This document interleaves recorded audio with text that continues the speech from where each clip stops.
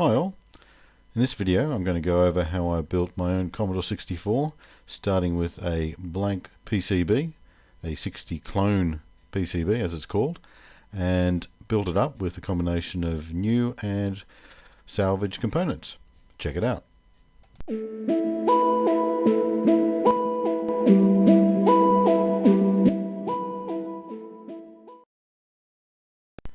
And I started with this. It's a Sixtyclone motherboard. I picked the 250407 assembly number because it's one that I've got a few spares that are unrecoverable boards that I could use to salvage parts from.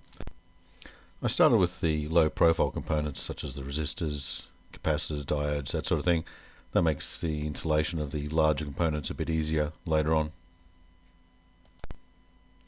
I then installed all the IC sockets, as you can see. And you can see here I've pretty much fully populated it as far as components. There's still a few chips to go in. I've got the RF modulator from an old board put in temporarily.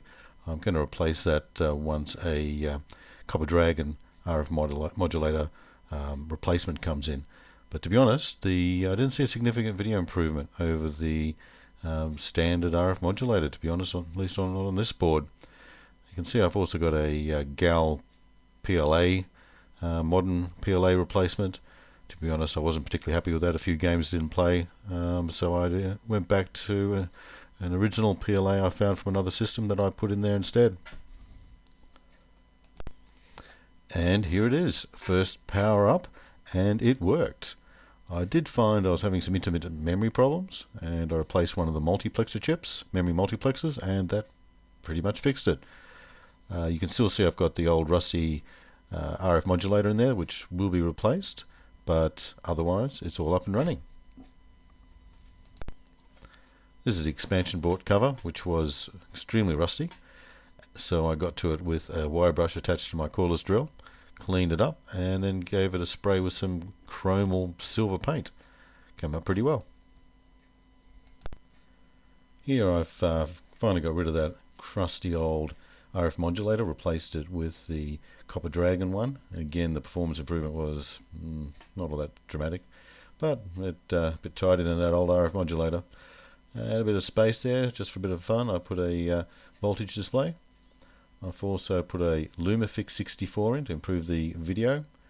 I've replaced the GAL PLA with the original PLA chip, and it's starting to come together. And here it is switched on with the voltage being displayed. I guess that's useful if I'm using the system to test power supplies to make sure there's no bricks that are going to fry my machine.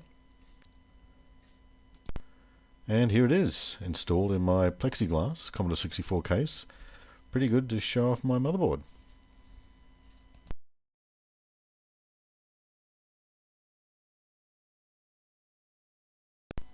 And finally, here it is, playing my orbital rescue game, which I developed, which I go over on another video on this channel. So yeah, I guess it's my new daily driver. I hope you found this interesting. Like and subscribe and all that. Thanks for watching.